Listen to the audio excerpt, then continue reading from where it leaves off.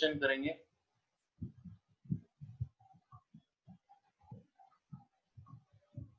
एक सेकंड।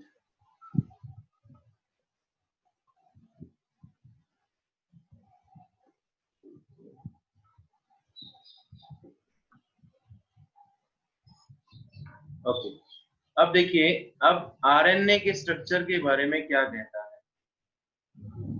तो आरएनए के स्ट्रक्चर के बारे में सबसे पहली बात क्या बोलते हैं कि ये सिमिलर है डीएनए के, मतलब जैसा आप लोगों ने डीएनए का स्ट्रक्चर पढ़ा है वैसा ही आरएनए का स्ट्रक्चर होता है, similar to DNA, except that it is a single strand, ये सिंगल स्ट्रैंड वाला स्ट्रक्चर होता है। ठीक है, डीएनए के सिमिलर ही है लेकिन जैसे ये सिंगल स्ट्रैंड होता है, ये कॉलिंग एक ही है। ठीक है, सिंगल स्ट्रैंड स्ट्रक्चर होता है।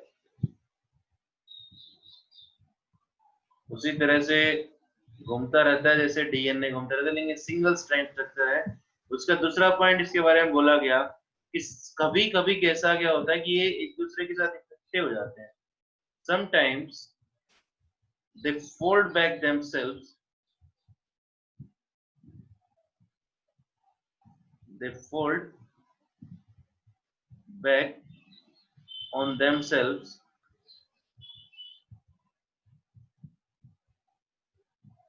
to form a double helix structure।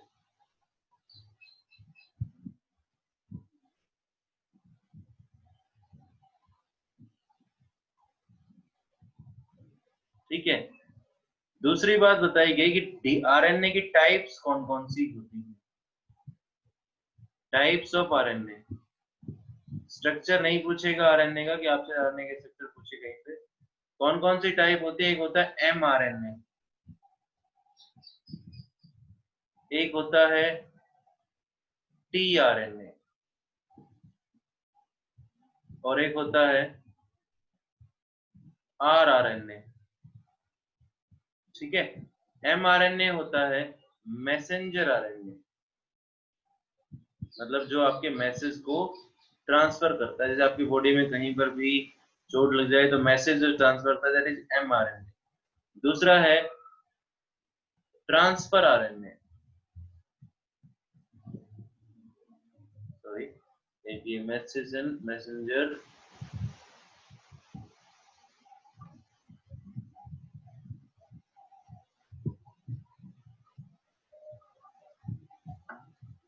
Messenger RNA, transfer RNA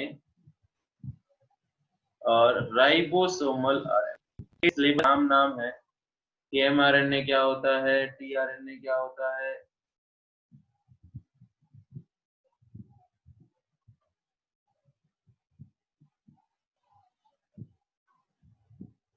एक सेकंड भाई,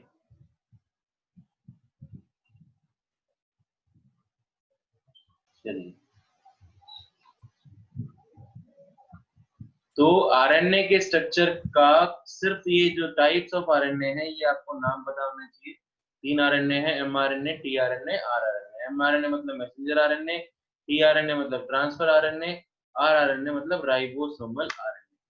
अब अगला जो क्वेश्चन है, अगला जो पॉइंट है यहाँ पर वो क्या है, that is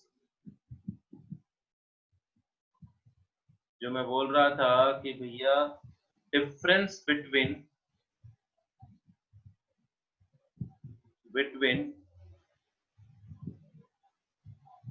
DNA and RNA, कि आरएनए और डीएनए में जो पढ़ा है हमने, डीएनए आरएनए में उसके बीच में डिफरेंस लिखना है। अब देखो,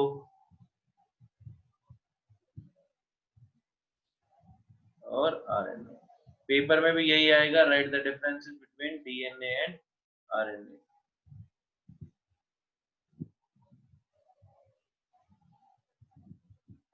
ठीक है। सबसे पहला डिफरेंस जो अभी पढ़ा कि, या तो स्टार्टिंग से करें, डीएनए मतलब डीऑक्सी राइबोज सुगर। डीएनए में कौन सा सुगर होता है? Deoxy ribose sugar is present. ये पीछे पढ़ लिया। ठीक है। आरएनए में कौन सा होता है? Ribose sugar. डीएनए में कौन सा होता है? Deoxy ribose sugar. आरएनए में कौन सा होता है? Ribose sugar. दूसरा पॉइंट अभी जो पढ़ा, इसका डबल हेलिक्स स्ट्रक्चर होता है डीएनए का।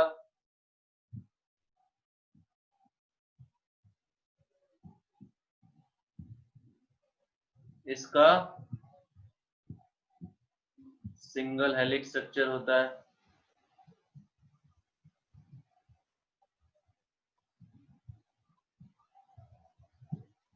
तीसरा, इसमें यूरेसिल नहीं होता।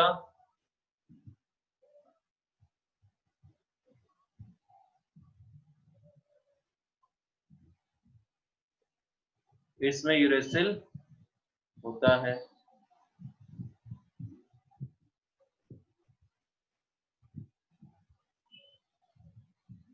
इसमें यूरेसिल नहीं होता। इसमें क्या होता है? थायामिन।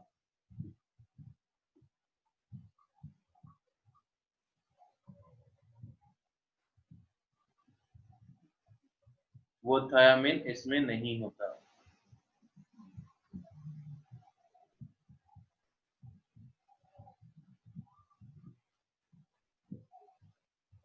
ठीक। अगला जो क्वेश्चन पॉइंट है कि डीएनए जो है वो एक जेनेटिक व्हीकल की तरह काम करता है। जेनेटिक व्हीकल का मतलब होता है कि जो हेरिडिटी में काम आता है उसे जेनेटिक व्हीकल कहते हैं। मतलब जो आपके पेरेंट्स के कैरेक्टर जो हैं वो आपके अंदर ट्रांसफर करता है, दैट इज जेनेटिक व्हीकल। वो जेनेटिक व्हीकल वो किसी कारण होता है? डीएनए के कारण। इसलिए डीएनए चेक होता है, आरएनए को चेक नहीं करते, डीएनए को चेक करते हैं। डीएनए से पता चलता है कि वो उसी का बच्चा है या उसी की संतान है या नहीं है। ठीक है। पांचवा, ये क्या काम करता है? आरएनए किसमें काम आता है? आरएनए काम आता है, it helps in protein synthesis. कि जो आपकी बॉडी में प्रोटीन्स हैं उसको सिंथेसाइज करने में आरएनए काम आता है। It helps in protein synthesis. ठीक है। आरएनए जो है वो प्रोटीन सिंथेसिस में काम आएगा। दो तीन बार बोलोगे। डीएनए मतलब जिसमें डीऑक्सी राइबोज सुगर हो, आरएनए मतलब राइबोज सुगर हो। डीएनए डबल हेलिक्स स्ट्रक्चर रखता है, आरएनए सिंगल हेलिक्स स्ट्रक्चर रखता है। डीएनए में यूरेसिल नहीं होता, आरएनए में यूरेसिल होता है।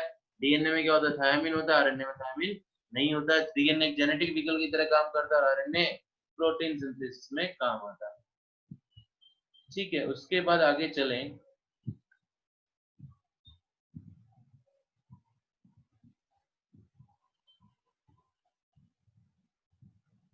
न्यूक्लिक एसिड का लास्ट पॉइंट है ये। देखो, न्यूक्लिक एसिड से इतनी इतना श्योर हूं कि जो आप लोगों को पढ़ाया गया है न्यूक्लिक एसिड में, उससे बाहर आप लोगों से कभी भी क्वेश्चन नहीं पूछा जाएगा। अगर आप न्यूक्लिक एसिड से पेपर में क्वेश्चन पूछा गया तो आप लोगों ने जो लिखा है नोटबुक में या जो पढ़ा है उसी में से क्वेश्चन आएगा, उससे बाहर नहीं आएगा। Biological functions of nucleic acid. Nucleic acid के बायोलॉजिकल फंक्शंस क्या है?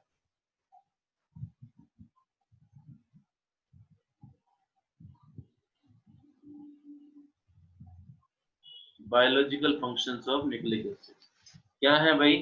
सबसे पहला, न्यूक्लिक एसिड में दोनों ही आते हैं, डीएनए भी आता है और आरएनए भी आता है। ठीक है। तो सबसे पहला, it is a genetic vehicle. Nucleic acid जो है वो एक जेनेटिक व्हीकल की तरह काम करता है। जेनेटिक व्हीकल का मतलब क्या है? कि that is properties are transferred. Properties मतलब जो गुण है, जो कैरेक्टर्स हैं, properties are transferred from generation to generation. Generation to generation. ठीक है, थ्रू किसके थ्रू होते हैं काम? ये कौन करवाता है? ये डीएनए करवाता है, थ्रू डीएनए। ठीक है, इसका मतलब होता है, देखिए properties are transfer from generation to generation through DNA. इसका मतलब होता है कि डीएनए की हेल्प से ही एक इंसान अपने जैसा ही दूसरा इंसान तैयार करता है। जैसे आपके पेरेंट्स के आप संतान हैं, तो मतलब उन्होंने अपने जैसा डुप्लीकेट कॉपी आप लोगों को तैयार कर दिया। ठीक है, तो it can duplicate itself। कभी मूवीज में देखते हो कि जैसे पापा की शक्ल होती है वैसे ही मम्मी की शक्ल, सॉरी, वैसे ही बच्चे की शक्ल होती है। आजकल बच्चा होते ही क्या करते हैं, इसका नाक अपने पापा पे गया, इसका आंखें अपनी मम्मी पे गई हैं, इसका मुंह कैसा है, इसका सब कुछ मैच करने, तो इट कैन डुप्लीकेट, मतलब उनके जैसा ही कोई दूसरा तैयार हो गया। It can duplicate itself. That is, ये सब किसकी वजह से है? डीएनए की वजह से। डीएनए की वजह से वो अपने जैसा दूसरा तैयार कर सकता है। मतलब इट हैज, डुप्लीकेट का मतलब है यहाँ पर, it has capacity to regenerate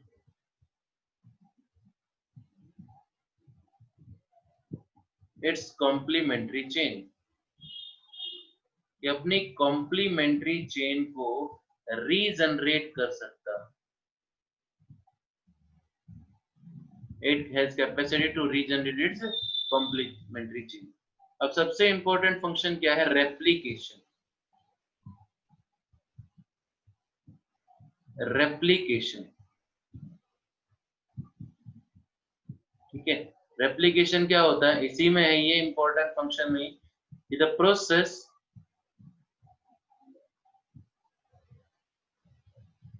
by which a single DNA molecule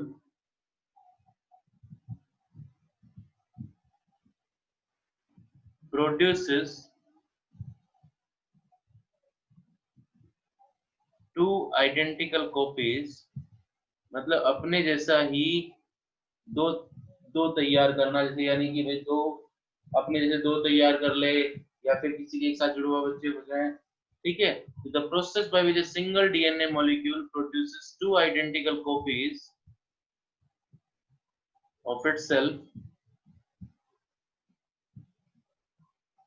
is called, उसे हम लोग इज कॉल्ड रेप्लिकेशन, उसे हम लोग रेप्लिकेशन बोलते हैं। It is itself is called क्या? रेप्लिकेशन, उसे हम लोग रेप्लिकेशन बोलते हैं।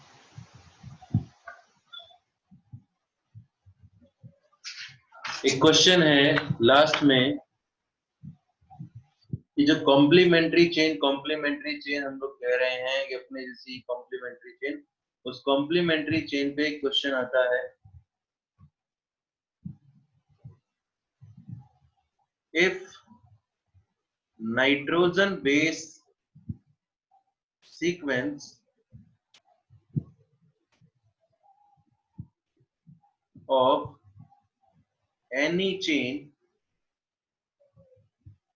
is A, T, C, G, G, C, T, A, G। एक नाइट्रोजन बेस सीक्वेंस दी गई किसी चेन की, then state its complementary chain. तो इसकी कॉम्प्लीमेंट्री चेन क्या होगी? कॉम्प्लीमेंट्री चेन मतलब, कॉम्प्लीमेंट्री चेन मतलब जैसे भाई डीएनए के स्ट्रक्चर में आपने कहा था कि दो स्ट्रैंड्स एक दूसरे के साथ जुड़े होते हैं, कॉम्प्लीमेंट्री है वो एक दूसरे। कॉम्प्लीमेंट्री, तो इसका कॉम्प्लीमेंट्री क्या होगा? इसका कॉम्प्लीमेंट्री आपको पता होना चाहिए। एडेनाइन किसके साथ जुड़ता है? साइटोसिन किसके साथ जुड़ता है? सी था यहाँ पर, सी, जी, जी, सी, टी, ए, जी, जैसे आपने वो कोयल बनाई थी स्टार्टिंग में, इस तरह से ये कोयल थी, तो इसमें एक चैन की बता दी आपको, ए टी सी जी इस तरह से है, ठीक है। तो दूसरे के बारे में बताना, दूसरी क्या होगी। तो देखिए ए है तो दूसरी क्या होगी, एक एक किससे जुड़ा होगा, टी से। एडेनाइन किससे, थायामीन से। थायामीन किससे, एडेनाइन से। साइटोसिन किससे, ग्वानिन से। ग्वानिन किससे, साइटोसिन से। ग्वानिन किससे, साइटोसिन से। साइटोसिन किससे, ग्वानिन से। थायामीन किससे, एडेनाइन से। एडेनाइन किससे, थायामीन से। एडेनाइन किससे, थायामीन से। ग्वानिन किससे, साइटोसिन से। बस ये आपका आंसर है।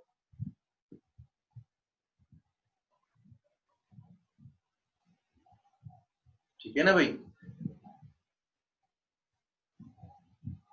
Okay.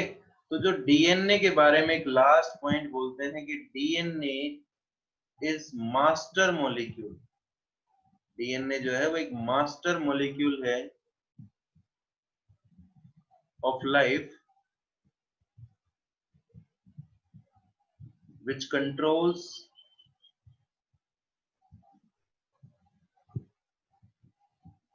and transfer the heredity. और उसे कोई रोक नहीं सकता कि भैया, मान लिया मैं चाहता हूं कि भैया मेरे जो कैरेक्टर्स हैं, मेरे जो गुण है वो मेरे बच्चों में ना जाए, उसे आप रोक नहीं सकते। वो डीएनए के थ्रू ऑटोमेटिक ट्रांसफर होता है। Transfer the heredity from parents, parents से किस में चले जाते हैं, चिल्ड्रन में चले जाते हैं। Parents to children. ठीक है ना भाई, ये चीज राइट डाउन कर लिया होगा, नहीं किया तो स्क्रीनशॉट ले लीजिए।